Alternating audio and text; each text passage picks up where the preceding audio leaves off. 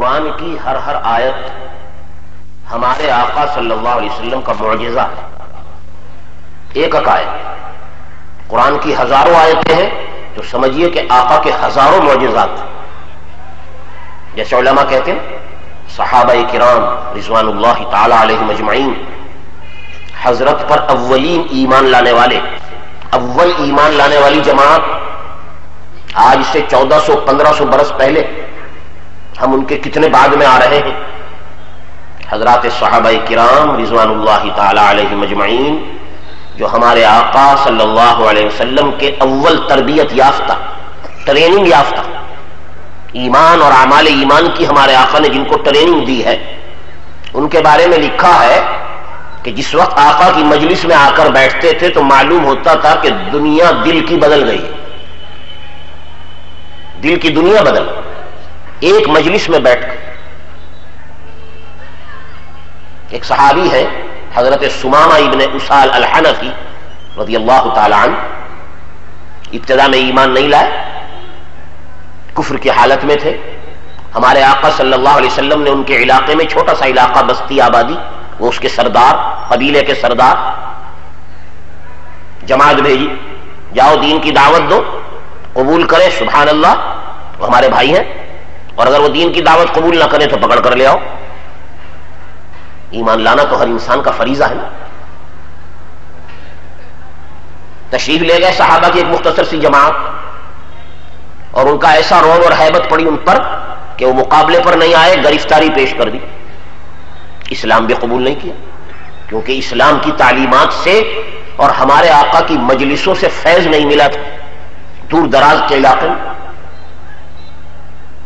تشریف لے آئے صحابہ کرام، ان کو پکڑ کر قبیلے کے جو سردار، نہایت مالدار قبیلہ نجد کا، حتیٰ کہ مکے میں جو ہمارے آقا کے دشمن تھے جتنے، ان سب کو غلہ ان کے علاقے سے سپلائی ہوتا تھا. غلے کی پیداوار بڑی کثرت سے، اور یہی سمامہ ابن اسال جو ایمان نہیں لائے تھے ابتدا میں، یہی سب غلہ سپلائی کرتے تھے مکے والوں. ہمارے آقا صلی اللہ علیہ وسلم مدینے میں، تو ان کو گرفتار کر کے لایا گیا، مگر بہرحال قبیلے کے سردار اور بڑے سمجھدار.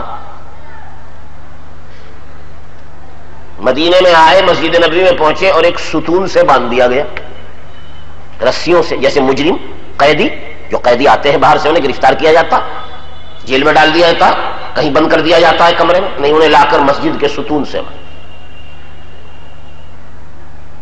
حضور کو اطلاع دے دی گئی، سردار آ گئے ہیں، ان کی ساری جماعت آ گئی ہے، اور وہ یہ مسجد کے فلاں ستون سے بندھے ہوئے. وہاں اچھی بات. حضور پاک صلی اللہ علیہ وسلم مسجد میں تشریف لائے اور ان کے پاس سے گزرے. انہوں نے بھی دیکھا کہ یہ ان کے نبی ہیں. حضرت نے ان کے قریب گزرتے ہوئے پوچھا، کیف الحال یا اسامہ، کیف الحال یا سمامہ،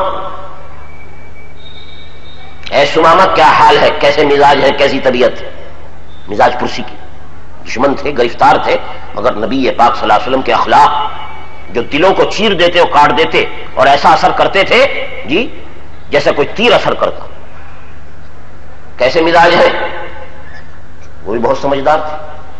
سمامہ کہنے لگے اچھا ہوں، اور سنو اے محمد صلی اللہ علیہ وسلم،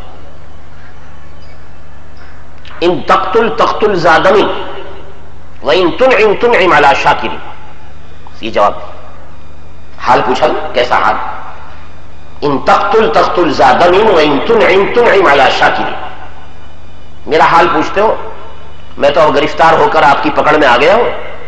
جو قیدی ہیں ان کے ساتھ حکومت کی طرف سے جو پکڑ کر گرفتار کر کے لائے ہیں فوجی، ان کی طرف سے ان کی مصلحت حکمت پر معاملہ ہوتا ہے.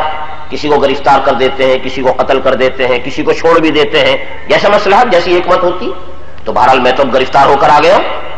اگر آپ مجھے قتل کریں گے تو یاد رکھیے گا قبیلے کے سب سے بڑے آدمی کو قتل کر رہے ہیں. سب سے بڑے سردار کا قتل سارے قبیلے کا قتل ہے. بتا دیا اپنی حیثیت اور ذمہ داری. تقتل زادمی وَإِن تُنْعِمْ تُنْعِمْ عَلَى شَاكِرٍ. اور اگر آج مجھ پر انعام فرمائے، احسان فرمائے، اس ذیل میں درخواست بھی کر رہے ہیں، یہ سمجھداری کی بات. وَإِن تُنْعِمْ، اور اگر آپ مجھ پر انعام اور احسان فرمائے تو میں قدردانی کرنے والا ہوں، نعمت کی ناقدری کرنے والا نہیں ہوں۔ اللہ تنعم علی شان، بے وفائی نہیں پائیں گے، ناقدری کرنے والا نہیں پائیں گے، میں قدردانی کرنے ہوں، آپ کے اس انعام کی قدر کروں گا۔ حضرت نے سن لیا اور خاموش گزر گئے۔ ساتھیوں سے فرمایا ان کے کھانے کا خیال رکھنا اور بندہ رہنے دیں۔ اگلے دن پھر گزرے حضور پاک صلی اللہ علیہ وسلم، پھر پوچھا مزاج پرسی کی، کیف الحال یا ثمامہ؟ انہوں نے وہی جواب دیا برجست، پہلے دن جو جواب تھا اگلے دن۔ تیسرے دن پھر گزرے جناب نبی پاک صلی اللہ علیہ وسلم وہاں سے، اس قیدی کے پاس سے، گرفتار دشمن، حضرت نے مزاج پرسی کی اسی طرح۔ انہوں نے تیسرے دن بھی وہ جواب دیا۔ آقا نے انداز لگا، نبی پاک صلی اللہ علیہ وسلم نفسیات کے ماہر تھے، انسانوں کی نفسیات، انسانوں کی مزاج، ان کی طبیعت، اللہ تعالیٰ ہر نبی کو اسی طرح بھیج، کیونکہ نبی ان انسانوں کے درمیان دعوت کا کام کرتا، کس کو دعوت کس طرح دی جائے، کس کو کس طرح متاثر کیا جائے، کس کے ساتھ کیا معاملہ کیا جائے، اللہ یہ سب سے زیادہ اپنے نبی کو بتاتے ہیں۔ تیسرے دن جب حضرت نے وہی جواب سنا تو انداز لگا لیا کہ بڑا مستقل مزاج آدمی ہے۔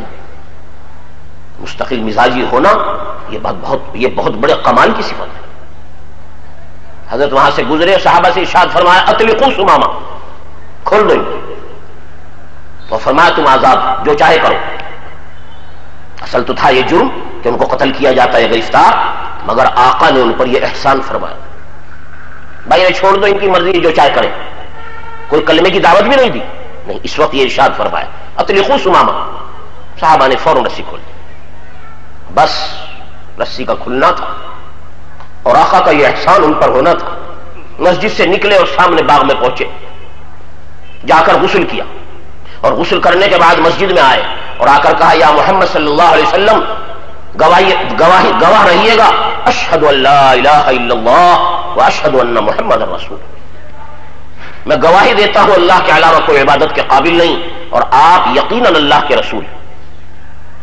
ایمان پہ حضرت کے اخلاق سے متاثر ہو کر فوراً تلوار کی طاقت سے اسلام قبول نہیں کیا، کیونکہ سارے کے سارے صحابہ مقابلے کے لیے گئے تھے، اس سے نہیں ڈرے، کیونکہ عرب قوم بڑی جنگجو اور بڑی لڑنے والی قوم تھی، مار دھاڑ، قتل و قتال، ایک دوسرے کو قتل کر دینا، یہ ان کے ہاں صبح شام کا مشغلہ جی، اور بڑا خوشگوار مسئلہ، ایسا مشغلہ کہ اگر قبیلے کے ایک آدمی کو کوئی مار دیتا تو وہ قبیلہ مقتول والا قاتل کے 100 آدمیوں سے کم کو قتل نہیں کرتا تھا، ایک کے بدلے میں 100، ایسی مار دھاڑ کر۔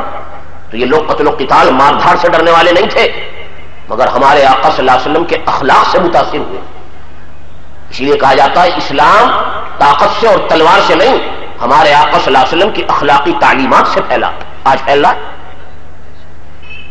دنیا بھر میں جہاں کہیں آج اسلام لانے والے لوگ اسلام لا رہے ہیں، اور آپ حضرات اخباروں میں، ٹی وی پر، ذرائع ابلاغ میں نہ جانے کتنا پڑھتے ہیں، ہزاروں کی تعداد میں لوگ اسلام میں داخل ہو رہے ہیں۔ بتائیے ان پر کون تلوار چلانے والا ہے جو اسلام لا رہے؟ اگر اسلام کے زور سے، تلوار کے زور سے اگر اسلام پھیل رہا نہیں، آقا کریم صلی اللہ علیہ وسلم کی تعلیمات اب چونکہ عام ہو رہی ہیں، ہر زبانوں میں چل رہی ہیں اور دنیا کے کونے کونے تک پہنچ رہی ہیں، ان تعلیمات کو سمجھ کر آقا سے تعلق اور محبت پیدا ہو، فطری پیدا ہو۔ تو یہاں میں آپ کو ایک جملہ اور آگے سنانا چاہتا ہوں، جس پر میں نے سارا واقعہ سنایا۔ کلمہ پڑھا، اسلام لائے، ایمان لائے، قبول کر لیا، اور آگے جملہ سنیے کیا کہتے ہیں، کیا کہا انہوں نے؟ ثمامہ ابن اسال رضی اللہ تعالیٰ عنہ فرمایا اے محمد صلی اللہ علیہ وسلم، اس کلمہ پڑھنے اور آپ کی اس مجلس میں آنے اور اس مسجد میں پہنچنے سے پہلے قسم کھا کر کہتا ہوں دنیا میں مجھے کوئی چہرہ آپ سے زیادہ قابل نفرت نہیں تھا، نعوذ باللہ، جتنی آپ سے نفرت مجھے کسی سے نفرت نہیں۔ اور آج اس مسجد میں آپ کے سامنے گواہی دے رہا ہوں، خدا کی قسم آپ کا چہرہ مجھے اپنے گھر کے ایک ایک فرد سے زیادہ محبوب۔ اندازہ لگائیے چند منٹوں میں دل کی کایا کیسی پلٹی کہ جو سب سے زیادہ مبغوض ترین انسان سمجھا جاتا تھا وہ سب سے زیادہ محبوب ترین انسان بن گیا۔ اور صرف اتنا ہی نہیں کہا، عجیب جملہ ہے، آگے ارشاد فرمایا حضرت ثمامہ ابن اسال رضی اللہ تعالیٰ عنہ نے، اے محمد صلی اللہ علیہ وسلم، صرف آپ کی ذات پاک ہی نہیں، مجھے دنیا کے شہروں میں، آبادیوں میں، بستیوں میں مدینے سے زیادہ کسی شہر اور گویا بستی سے نفرت نہیں تھی. آج خدا کی قسم اس کے در و دیوار اپنے گھر کے در و دیوار سے زیادہ محبوب ہے. محبوب سے جب محبت ہوتی تو در و دیوار سے بھی ہوتی ہے. کوچہ محبوب محبت رکھنے والے کی منتہا منزل اور منتہا آرزو، جہاں جان دے دے آدمی. تو اس لیے فرمایا کہ مدینے سے زیادہ مجھے کہیں سے محبت ہے. تو میں عرض کر رہا تھا کہ اس سے ایک صحابی کا آپ نے حال لگایا تو یہ نہ سمجھیے کہ قرآن کی صرف آیت ہی آیت معجزہ ہے، ہزاروں آیتیں آقا کا معجزہ نہیں. ہر صحابی ہمارے آقا کا معجزہ ہے. ہر صحابی ہمارے آقا کا. 1,35,000 صحابہ حج کرتے وقت آپ کے ساتھ ہیں، جن کو حضرت رخصت فرما رہے ہیں. کیا کہہ رہے ہیں؟ لعلی لا القاکم بعد عامی ھذا. اے لوگوں سن لو، یہ میری آخری ملاقات ہے، میں آئندہ شاید تم سے ملاقات نہ کر سکوں کیونکہ زندگی کا آخری حج اور آخری سال ہے. کن کو خطاب فرما رہے؟ 1,35,000 صحابہ. علماء نے لکھا ہے، یاد رکھیے 1,35,000 صحابہ یہ سب کے سب ہمارے آقا کا معجزہ. تو بھائی آیات قرآنیہ بھی اپنے اندر اعجاز رکھتی ہیں، اور اسی طریقے سے صحابہ کرام کی یہ ساری زندگی معجزہ ہمارے آقا صلی اللہ علیہ وسلم کا اعجاز ہے. اور اسی مناسبت سے میں نے آپ کے سامنے جو ایک آیت پڑھی ہے، اللہ تعالیٰ نے بھی ہمیں آپ کو یہی حکم دیا جی، آقا سے محبت، آقا سے تعلق، اپنے نبی سے عشق، اپنے نبی کا ساتھ کمال تعلق. جس آدمی میں جتنا عشق ہوگا یاد رکھیے اس میں اتنا ہی کمال ایمان موجود ہے. ایمان کا کمال کیا کہتا ہے قرآن؟ اعوذ باللہ من الشیطان الرجیم، بسم اللہ الرحمن الرحیم. ابھی جو آیت شریف آپ کو سنائی، قل ان کان آباؤکم وابناؤکم واخوانکم وازواجکم وعشیرتکم. کھول کھول کر، مجملاً بھی قرآن کہہ سکتا تھا، نہیں کھول کھول. تمہارے باپ، تمہارے بیٹے، تمہاری بیوی، تمہاری اولاد، تمہاری تمام دنیا کی وہ چیزیں، واموال اقترفتموها، دن رات جو تم کماتے ہو، بلڈنگیں ہوں، دکانیں ہوں، فیکٹریاں ہوں، کارخانے ہوں، یہ جو کچھ اللہ نے تمہیں دیا، واموال اقترفتموها وتجارۃ تخشون کسادها جی. اور ساری یہ تجارتی لائن سے جتنی چیزیں ہیں آج جس کے لیے ہم سب محبت کرتے ہیں، دکان کے لیے، فیکٹری کے لیے اور تجارت کے لیے رات دن ایک کرتے ہیں، رات کا آرام بھی کھو دیتے ہیں. اور اللہ معاف فرمائے یہ زمانہ ایسا آیا ہے کہ ہم مال کمانے کے لیے صرف اپنا وقت، اپنی جان ہی نہیں لگاتے، اپنا ایمان بھی لگا دیتے ہیں. اللہ معاف فرمائے، اللہ معاف فرمائے جی. یہ ساری تجارتیں تجارت تخشون کسادها ومساکن ترضونها، یہ عالیشان بلڈنگیں اور محل اور محلات جو تم نے بنا رکھے ہیں، اگر یہ چیزیں تمہیں اللہ اور اللہ کی رسول سے زیادہ محبوب ہیں تو دیکھو اللہ کے عذاب کا انتظار کرو، اللہ کے عذاب کا. اگر تمہیں یہ چیزیں اللہ اور اس کی رسول کی محبت سے زیادہ محبوب ہیں تو یاد رکھو تمہارے پاس ایمان نہیں ہے. ایمان اس کا ایمان ہے کہ جو ہر چیز سے زیادہ آقا اور آقا کی تعلیمات سے محبت کرے. اور میرے بھائیوں یہ کوئی مشکل چیز نہیں ہے صاحب. ایسی محبت کیسے کر کے دکھائیں گے؟ اللہ نے صحابہ کو نمونہ بنا، عرض کرا نا، ہر صحابی حضور کا معجزہ ہے، نمونہ ہے جناب نبی پاک صلی اللہ علیہ وسلم. ہر صحابی ایسی محبت کر کے دکھا کر گئے ہیں دنیا کو کہ جس سے ہم اور آپ یہ نہ سمجھے کہ ہم انسان ہو کر صاحب ما فوق البشر کام ہے یہ، انسانیت سے اونچا ہم کیسے کریں گے. صحابہ نے کر کے دکھایا. روایت میں کیا آتا ہے؟ جناب نبی پاک صلی اللہ علیہ وسلم تشریف فرما ہے، مجلس ہو رہی ہے، ایک صحابی قریب آ کر بیٹھے. حضرت نے دیکھا سونے کی انگوٹھی پہنے ہوئے، سونے کی انگوٹھی. ہمارے آقا صلی اللہ علیہ وسلم نے مرد کے لیے سونے کو منع کیا، فرمایا سونا میری امت کی عورتوں کے لیے حلال ہے، مردوں کے لیے حلال نہیں. تو صحابی آئے، پاس بیٹھے، ان کو یہ مسئلہ معلوم نہیں تھا. آپ نے دیکھا اس نے سونے کی انگوٹھی پہن رکھی ہے، ناگواری ہوئی آقا کریم سے، چہرے پر ناگواری کیا. اور صرف اتنا ہی نہیں، ان صحابی کو قریب بلایا، یہ نکالو انگوٹھی. نکالی اور نکال کر ایک طرف ڈال اور کام مجلس میں مشغول ہو گیا. انگوٹھی نکال کر ایک طرف ڈال دی اور دوسرے کاموں میں مشغول، نصیحت میں، تعلیم میں اور چیزوں میں. مجلس ہو رہی تھی، ہو گئی، مجلس ختم ہوئی، صحابہ اٹھنے لگے. وہ صحابی اٹھ کھڑے ہوئے، جانے لگے. ایک صاحب نے پکڑا، قریب آؤ، یہ انگوٹھی تمہاری پڑی ہوئی ہے، یہاں باہر نکال کر ڈال دی، تمہارے لیے منع کیا، تمہاری بیوی کے لیے منع نہیں کیا. تم مت پہنو، لے جا کر اپنی بیوی کو پہنا. کیا جواب دیتے ہیں؟ اس انگوٹھی کو جس کو آقا نے نکال کر باہر ڈالا اسے میں اٹھاؤں؟ جو چیز میرے آقا کی نگاہ سے گر گئی ہے قیامت تک کبھی میری نگاہوں میں نہیں آئے گی. آقا نے نکال کر باہر ڈالا پھر میں اسے اٹھا لوں. یہ معمولی نمونے میں آپ کو سنانا چاہ رہا ہوں. انداز لگائیے ہم اور آپ بھی اللہ کا شکر ہے اپنے آقا سے محبت کا دعویٰ کرتے ہیں. اور بھائی محبت کے بغیر تو ایمان ہی نہیں. جو آدمی کلمہ پڑھے گا اپنے آقا کا تو کلمہ پڑھنا تو غلامی میں آنا ہے, آقا کی غلامی میں آ رہا ہے. جی غلام اپنے آقا سے محبت نہیں کرے گا تو وہ غلام کیسا ہے؟ آپ انداز لگائیے.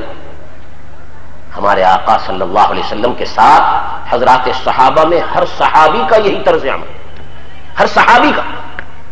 کیا کیا واقعات آپ تو نہ جانے سنتے رہتے ہیں الحمدللہ. میرے دوستوں اور بزرگوں, یہ صحابہ کے واقعات جو سنے جاتے ہیں اور سنائے جاتے ہیں اور کتابوں میں پڑھے جاتے ہیں, یہ اس لیے کہ ہمارے اندر بھی کچھ ایمان کی حرارت پیدا, اپنے آقا سے تعلق, ان کی تعلیمات سے تعلق, ان کی ہدایات سے محبت, یہی تو اصل محبت. اللہ تعالیٰ نے یہاں تک فرما دیا قل ان کنتم تحبون اللہ, اے محمد صلی اللہ علیہ وسلم ان سے کہہ دیجیے اگر تمہیں اللہ سے محبت ہے تو ان سے کہو تم میرا اتباع کرو. محمد صلی اللہ علیہ وسلم کہے اللہ کی محبت کی علامت بھی یہی ہے اور آقا کی محبت کی علامت بھی یہی ہے کہ آپ کے طریقے کا اتباع. دنیا میں جو آدمی جس سے محبت کرتا ہے محبوب کی ہر ادا کو پسند کرتا ہے. حتیٰ کہ زمانہ تو ایسا ہے محبت میں محبوب نے جو لباس پہن رکھا ہے وہی لباس پہنتا ہے, جس رنگ کو وہ پسند کر رہا ہے وہ اپنے لیے پسند کرتا ہے, اور نہ جانے ہر چیز میں کیسا اس سے عشق اور محبت رکھتا ہے. ہمارے آقا سید المحبوبین صلی اللہ علیہ وسلم حضرات صحابہ کے لیے ایسے ہی محبوب تھے کہ آقا نے جو اشارہ کر دیا بس اس کے خلاف نہیں, اشارہ بھی اگر کرتا. حضرت ابو بکر صدیق رضی اللہ تعالیٰ عنہ کا نام نامی آپ ہمیشہ سنتے ہیں. ہمارا آپ کا عقیدہ ہے افضل البشر بعد الانبیاء, نبیوں کے بعد سب سے افضل ترین ایمان لانے. کیوں؟ اس لیے کہ صحابہ میں ان سے زیادہ کسی کو محبت نہیں تھی آپس. صحابہ سبھی محبت کرتے تھے مگر محبت کے تو درجات ہوتے نا. ابو بکر صدیق سے زیادہ محبت کرنے والا نہیں تھا کوئی. ایک مرتبہ گھر بیٹھے ہوئے آپ کے صاحبزادے ہیں عبد الرحمن ابن ابی بکر, وہ ایمان نہیں لائے, شروع میں ایمان نہیں لائے. حضرت صدیق اکبر تو اول ایمان لانے والوں میں. آقا نے نبوت کا دعویٰ فرمایا, کلمے کی دعوت دی, سب سے پہلے ایمان لانے والوں میں ابو بکر صدیق رضی اللہ تعالیٰ عنہ. مگر بیٹوں میں عبد الرحمن ابن ابی بکر ابتدا میں ایمان نہیں لائے, 5, 10, 15 سال کا توقف لکھا ہے لوگوں نے ایمان لانے, حتیٰ کہ حضرت مدینے تشریف لے آئے. مکے کی اپنی زندگی کے ایام پورے فرما کر مدینے آ گئے.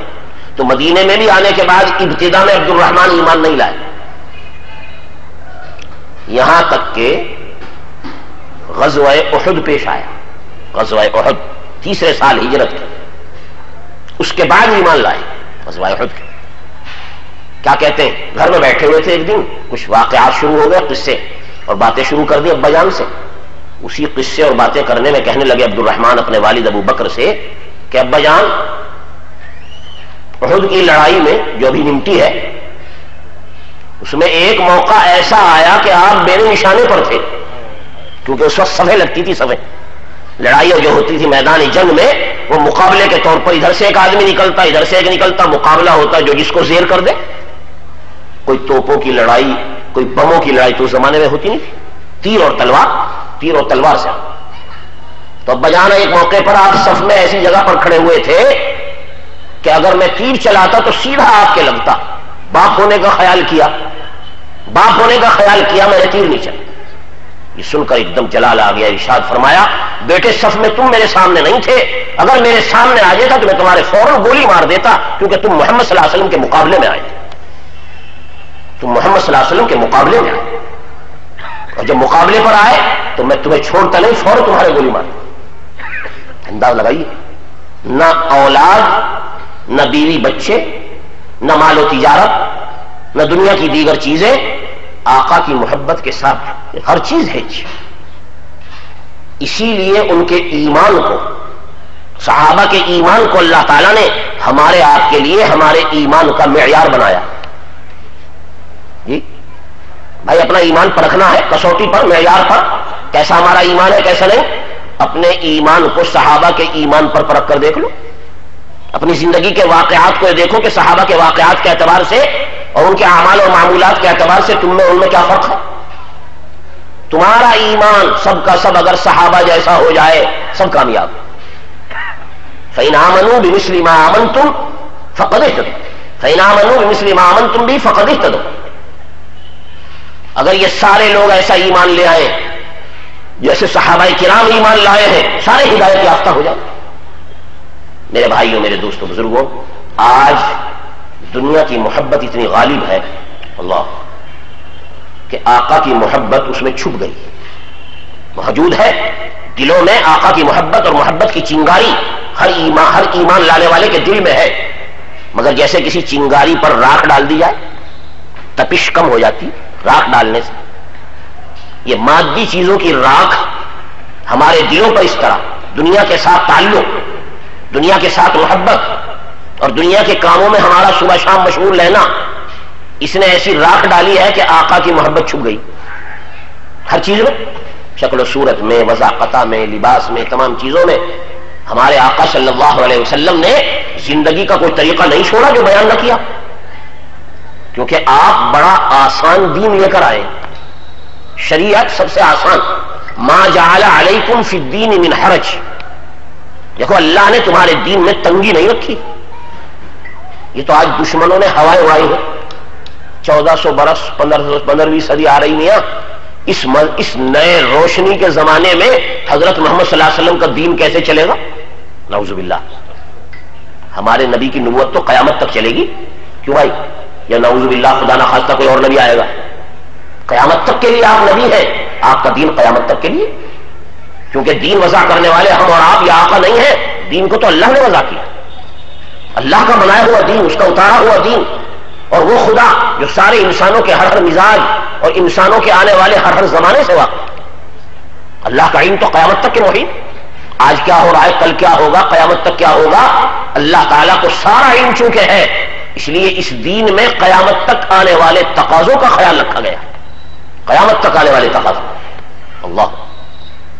اللہ نے ہمارے نبی کے ذریعے طریقہ دیا.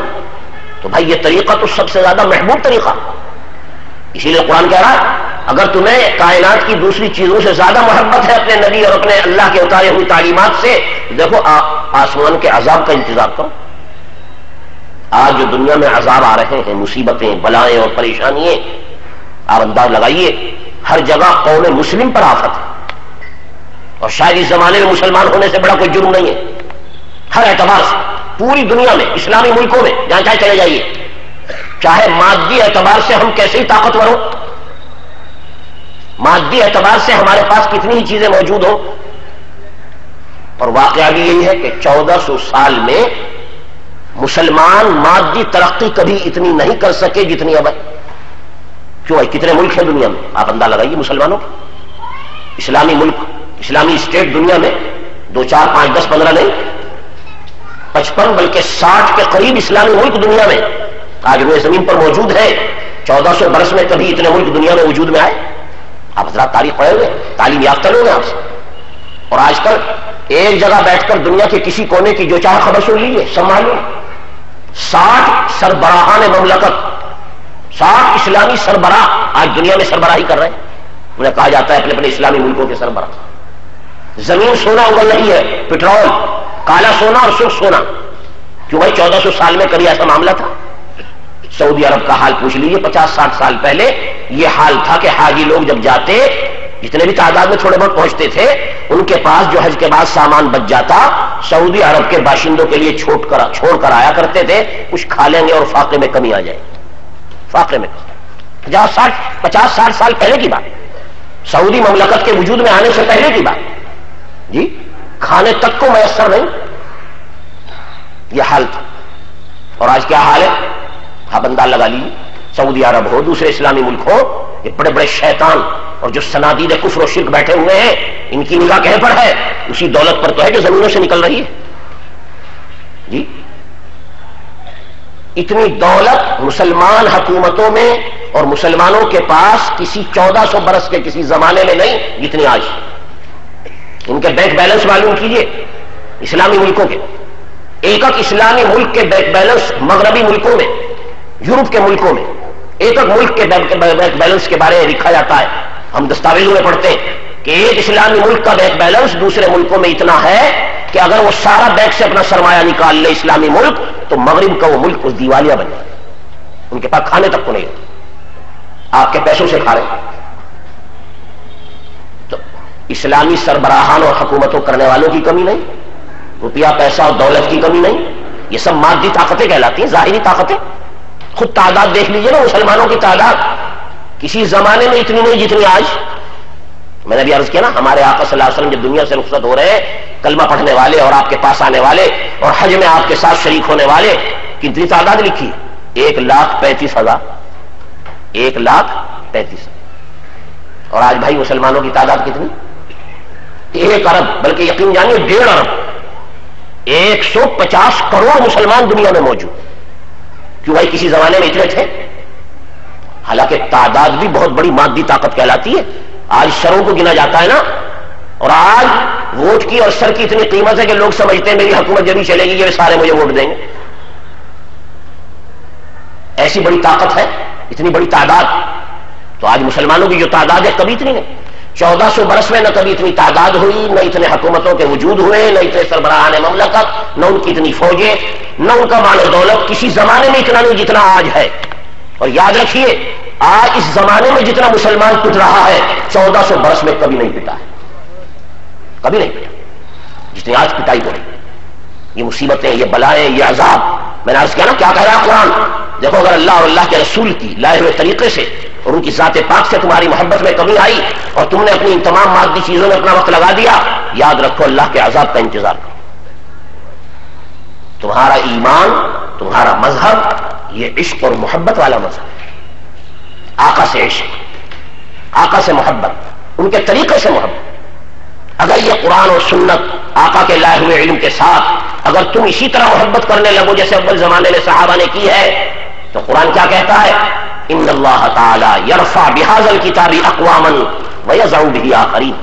حضور نے، ہمارے آقا صلی اللہ علیہ وسلم نے ارشاد فرمایا، یاد رکھو یہ قرآن اور یہ طریقہ تعلیم جو میں لے کر آ رہا ہوں، اگر تمہارا اس سے تعلق اور محبت ہوا اور تم نے اس کو اپنے دامن کو اس سے وابستہ کیا اور مضبوطی سے اس پر جمے رہے، دنیا کی ساری عزتیں تمہارے ہاتھ میں ہیں، اور اگر تم نے قرآن کو چھوڑ دیا ہے تم سے زیادہ دنیا میں کوئی ذلیل ہونے والا نہیں۔ عزت اور ذلت کا مدار شریعت سے، قرآن اور حدیث سے، آقا کے علم سے، آقا کی لائی ہوئی اس کتاب اور کتاب کی جو کچھ تشریح، جو کچھ معنی ہمارے آقا نے بیان فرمائے، عزت اور ذلت کو جوڑا گیا۔ ترقی اور تنزل کا واسطہ اس سے، مسلمان ترقی کرے گا اسی طریقے سے جیسے صحابہ نے ترقی کی، جن کے پیروں میں کسرا اور قیصر کے خزانے لا کر ڈالے گئے۔ قیصر اور کسرا معمولی حکومتیں نہیں تھیں، آج جیسے امریکہ کی حکومت کا ہوا لوگوں کے دماغوں پر ہے، اس زمانے میں قیصر اور کسرا اتنی بڑی طاقتیں تھیں۔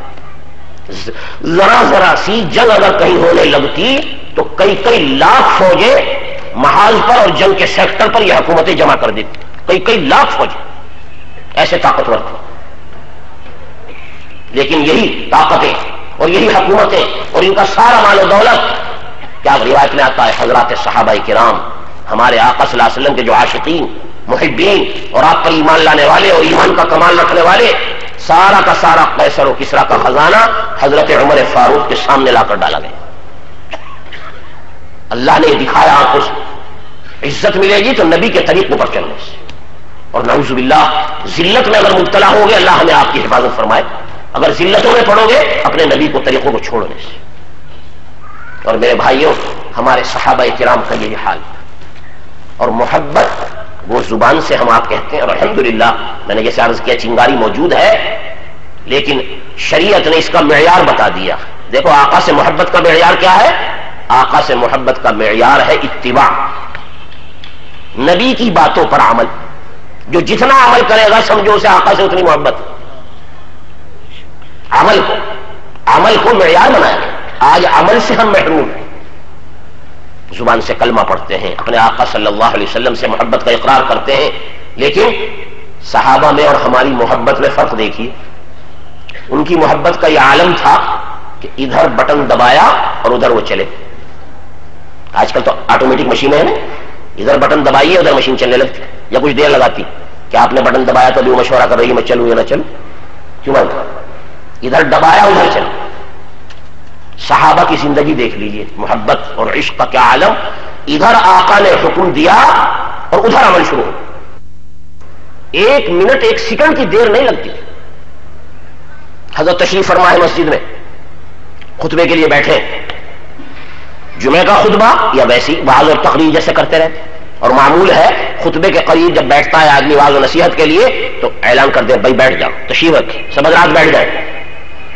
روایت میں آتا ہے حضرت مجلس پر تشریف، منبر پر تشریف فرما ہوئے اور فرمایا اجلسو، اے لوگوں بیٹھ جاؤ.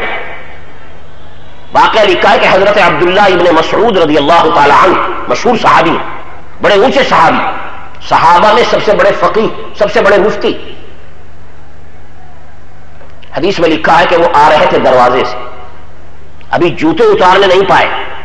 آقا نے ادھر سے فرمایا جو آپ پاس سامنے بیٹھے ہوئے تھے، جو حضرات کھڑے ہوئے ان کے لیے اجلسو بیٹھو.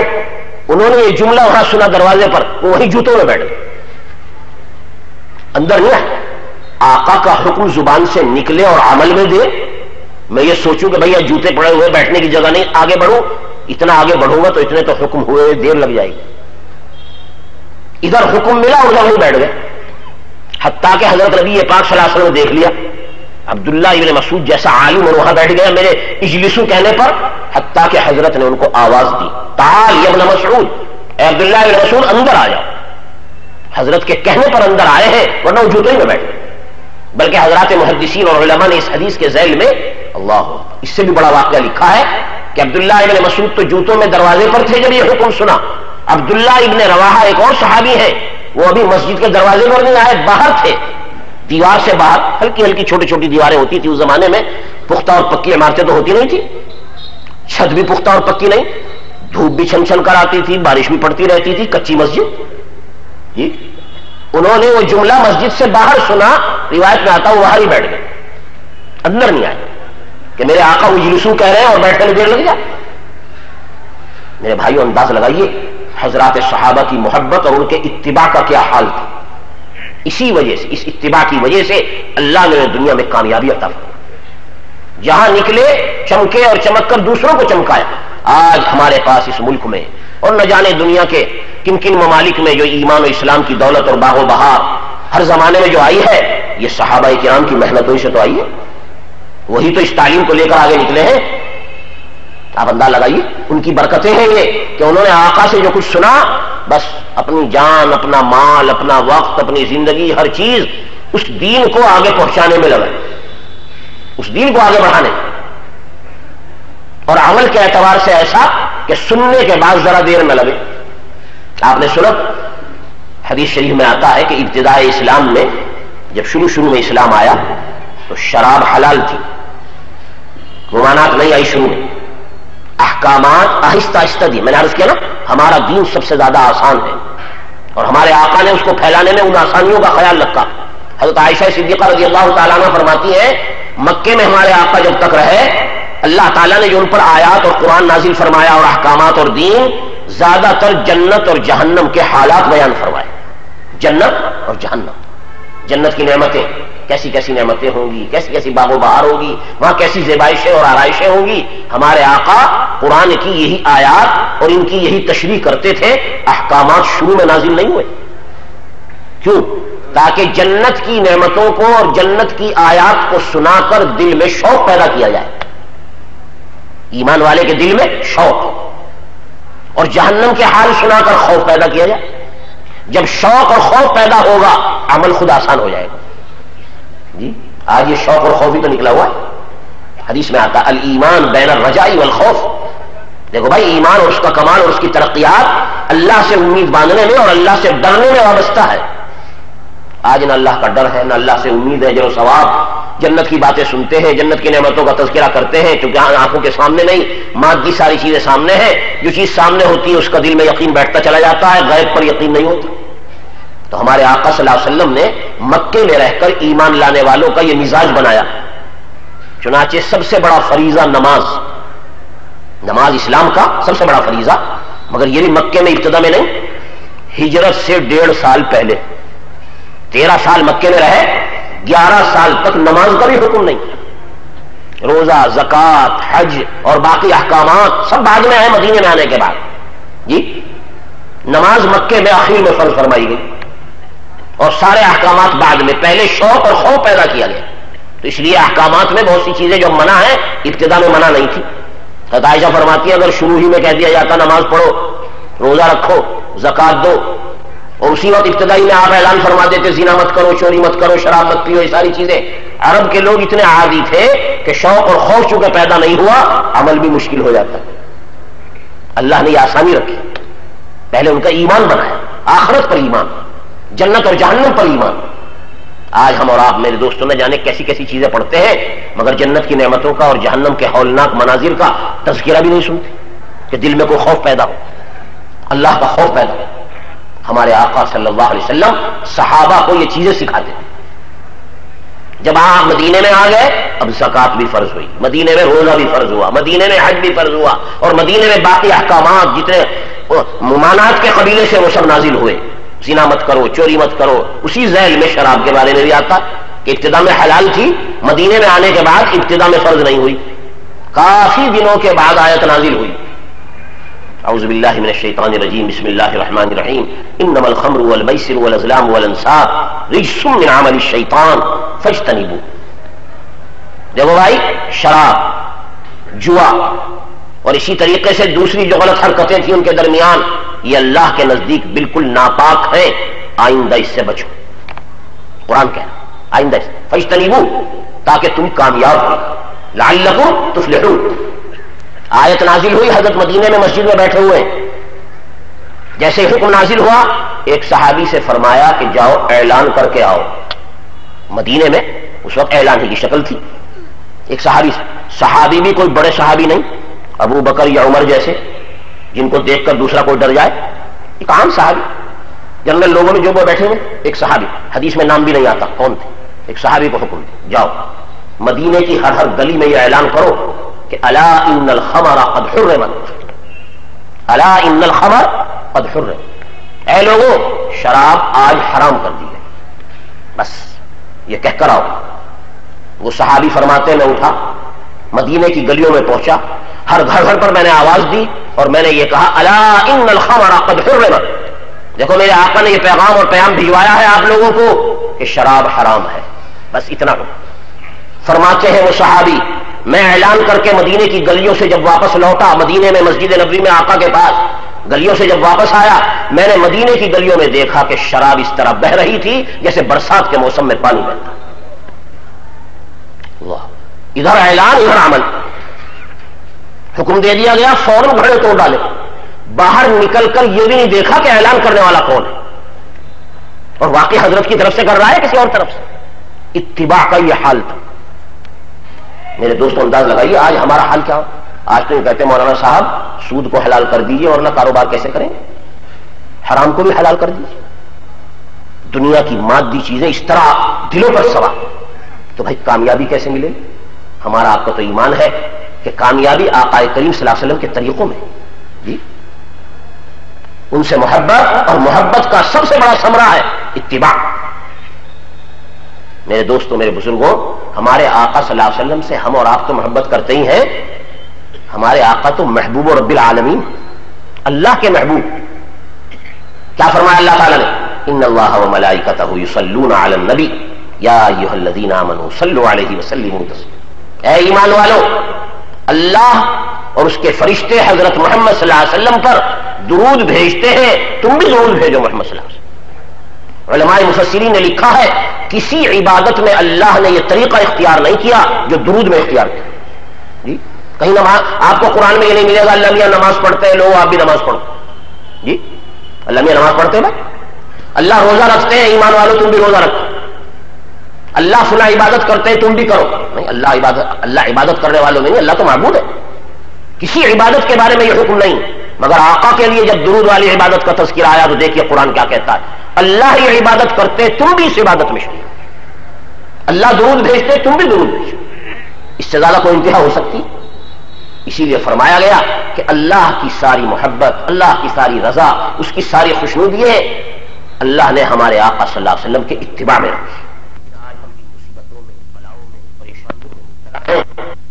اس کا علاج اپنے آقا سے اصلی محبت ہے. ہم اپنے آقا کے محبوب بنے ان کا اتباع کر کے، ان کی سنتوں پر چل کر، اتباع سنت کے ذریعے، تو اللہ کو بھی ہم پر پیار آئے، اللہ کو بھی پیار ہے. اور بھائی اللہ کو جس پر پیار آ گیا اگر وہ کامیاب نہیں تو آپ بتائیے کامیاب کون ہو؟ اللہ کی محبت، اللہ سے تعلق، اللہ تعالیٰ کی اپنی طرف عنایت اور توجہ ہم چاہتے ہیں، اس کا ذریعہ آقا کریم صلی اللہ علیہ وسلم کا اتباع بنا. لقد کان لکم فی رسول اللہ اسوۃ حسنہ. دیکھو اللہ نے تمہارے لیے آقا کو نمونہ بنا کر بھیجا. اس لیے علماء کہتے ہیں رسول نمونہ الہی ہوتا ہے، نمونہ الہی، اللہ کا نمونہ. اللہ دنیا میں بھیجتے ہیں کہ جو میرے طریقوں پر چلنا چاہے وہ میرے اس نبی کے طریقے پر چلے، یہ میرا نمونہ ہے. آپ کا اتباع اللہ تعالیٰ کا اتباع کرنا. تو آپ کو اللہ نے اپنا نمونہ بنا کر بھیجا. بھائی یہ نمونہ جتنا آئے گا اور ہماری زندگی اس نمونے کے مطابق، سیمپل لے کر جاتے ہیں نا بازار میں ٹیلر صاحب کے پاس، ایسا کپڑا سیجیے. زرگر کے پاس جاتے ہیں زیوروں میں، ایسا زیور بنا دیجیے. چاہتے ہیں ہر چیز اچھی ہو. تو بھائی جیسے ہر چیز اچھا جاتے ہیں ہمارا ایمان بھی تو ایسے اچھا ہونا چاہیے. جی اپنے آقا کریم صلی اللہ علیہ وسلم سے ہمارے اتباع اور عمل کے اعتبار سے تعلق ایسا قوی ہونا چاہیے. اور جیسے میں نے عرض کیا ہے، آج دشمن، آج سے نہیں ہر زمانے سے، دشمن کی جو کوشش آج مسلم قوم پر ہے، اور آج ساری دنیا میں یہود نصارہ ہو یا جتنی دیگر قومیں ہوں مسلمانوں کے علاوہ، سب جو متفق اور متحد ہیں اس بات پر متحد ہیں کہ کسی طرح سے مسلمانوں کے اندر سے ان کے نبی کی تعلیمات نکال دیا، نبی سے تعلق کاٹ دیا جائے. نام ان کا مسلمان ہو، صورت ان کی مسلمان ہو، اور اپنے آپ کو یہ مسلمان لکھواتے ہیں، اس کی کوئی پرواہ نہیں اس کو، ان لوگوں کو کہ اپنا نام بدلے اور نعوذ باللہ مرتد ہو جائیں، یہود اور نصارہ بن جائیں. نہیں، بس وہ ایک فکر ہے ان کی، کیا کہ کسی طریقے سے نبی کے طریقے سے ہٹ جائیں. جب تک نبی کے طریقے پر ہے کامیاب، اور جب نبی کے طریقے سے ہٹیں گے ناکامی خود ان کے لیے آئے. تو آج دشمن کی سب سے بڑی کوشش یہ، اسی لیے دشمنوں کی طرف سے یہ بات پھیلائی جاتی ہے کیا کہ بھائی اس زمانے میں اسلام کیسے چلے گا، اس زمانے میں حضرت محمد صلی اللہ علیہ وسلم کا طریقہ کیسے چلے گا. میرے بھائیوں، جیسے میں نے شروع میں عرض کیا، ہمارے آقا صلی اللہ علیہ وسلم کا یہ طریقہ قیامت تک کے لیے ہے، اور اللہ نے مسلمانوں کی کامیابی اس طریقے میں رکھی. اس زمانے میں بھی چلے گا، آئندہ بھی چلے گا. اور صرف چلے گا نہیں، اور سے سنیے، ہمارے آقا صلی اللہ علیہ وسلم کو اللہ نے ایسا مبارک اور پاکیزہ طریقہ دیا ہے کہ آئندہ کے لیے بتایا گیا کہ اس میں کمی نہیں اضافہ ہوگا. ہم تو سمجھیں گے اس زمانے میں کیسے چلے گا دین. ہمارے آقا صلی اللہ علیہ وسلم نے فرمایا ہے لا يبقى بیت مدر ولا وبر الا ادخلہ اللہ الاسلام. ایک زمانہ آئے گا زمین پر دنیا میں کوئی کچا پکا مکان باقی نہیں رہے گا مگر اللہ دین کے کلمے کو داخل کر کے رہے. آقا فرما رہے ایک زمانہ ایسا، کچا پکا مکان، شہر ہو، دیہات ہو، گاؤں ہو، قریہ ہو، پہاڑوں پر ہو، جنگلوں میں ہو، کہیں، وہ دوسرے لفظوں میں کہیے دنیا میں 100% اسلام پھیلے گا. 100% اسلام. 100% اسلام تو آج تک بھی نہیں پھیلا، ہر زمانے میں انکار کرنے والے بھی رہے. تو آپ بتائیے ان زمانوں میں جن کو ہم کہتے ہیں کہ صاحب اسلام کے زمانے گزر گئے، آقا فرما رہے ہیں کہ نہیں، یہ زمانہ تو آئندہ آئے گا جس میں اسلام چمکے گا. اور جب اسلام چمکے گا تو اللہ مسلمانوں کو چمکائیں گے. کیا فرمایا؟ 100% جب اسلام پھیلے گا اللہ زمین اور آسمان کو حکم دیں گے کہ 100% خزانے باہر نکال دیں. 100% خزانے باہر. آج ہمارے دلوں میں ہے نا کہ بھائی مسجدوں میں جائیں گے، نماز پڑھیں گے، قرآن پڑھیں گے، دین کے کاموں میں لگیں تو یہ دنیا کیسے کمائیں گے، پیٹ کیسے پالیں گے. یہ سب دشمن کے مساوس. یہ دشمن نے ہمارے دماغوں کو خراب کیا اپنے نبی کی تعلیمات سے کاٹنے کے لیے. ہمارے آقا نے بتلایا ہے دین پر جو جتنا چلے گا اور دنیا میں جتنا دین زندہ ہوگا اللہ اتنی ہی برکتیں دنیا میں ہوتا ہے. اعمال سے، برکتوں اور خیر والے اعمال سے جوڑا ہے دنیا کی برکتوں. آج دنیا میں مصیبتیں، بلائیں، آفتیں، امراض یہ کس وجہ سے آ رہی ہیں؟ اس لیے کہ آج دنیا گناہوں سے بھری ہوئی، معصیتوں سے بھری، ظلم سے بھری ہوئی. اللہ کی ایسی ایسی نافرمانی کہ اللہ میں اگر خدا نہ خواستہ اللہ نہ کرے اللہ میں حلم نہ ہوتا تو یہ دنیا رہنے کے بھی قابل نہیں. اللہ تعالیٰ میں حلم، اللہ تعالیٰ اسی چیزوں کو برداشت کرتے، اپنی تمام نافرمانیوں اور سرکشیوں کو بندے کو کرتا ہوا دیکھتے ہیں. اگر چاہے بجلی گرائیں اور ہلاک کر دیں، لیکن اللہ سب سے زیادہ حلم والے حکم دیتے ہیں کہ توبہ، آج نہیں تو کل اور کل نہیں تو پرسوں. اس لیے ہمارے آقا نے فرمایا گناہوں سے توبہ کرنے والا ایسا ہے جیسے اس نے گناہ کیا ہی نہیں. اللہ ہمیں اور آپ کو اس کی توفیق عطا فرمائے کہ ہمیں اپنے نبی کے طریقوں سے محبت ہو، اپنے نبی کے طریقوں کو زندگی میں لائیں اور اپنے ہر عمل سے اپنے نبی کی محبت کا اظہار، ہر عمل سے محبت کا اظہار. میں نے بتایا نا ہمارا مذہب محبت اور عشق والا. آقا نے ہر عمل بتایا. کھا رہے ہو تو بسم اللہ پڑھ کر کھاؤ، کھانا ختم ہو رہا ہو تو الحمدللہ پڑھو، بیت الخلاء میں جا رہے ہو تو یہ دعا پڑھو، نکل رہے ہو تو یہ دعا پڑھو. ہر عمل کے بارے میں ہدایت دی ہے، یہ دیکھنے کے لیے کہ یہ میرا بندہ جو عمل کر رہا ہے اس کے عمل کو نبی سے کتنا تعلق، کتنا اتباع کرتا ہے، کتنا. اس واسطے اللہ تعالی ہمیں اور آپ کو عمل کی توفیق عطا فرمائے اور اپنے نبی کے طریقے کو سمجھنے اور اس پر چلنے کی. ہم جتنا چلیں گے قرآن اور ہمارے نبی نے وعدہ کیا اللہ دنیا میں اتنا ہی کامیاب ہے. اللہ تعالیٰ ہمیں اور آپ اس کی توفیق عطا فرمائے. وآخر دعوانا الحمدللہ. حضرت بھی دعا کرائیں گے، سفر بھی حضرت کا بھی جائیں گے. آپ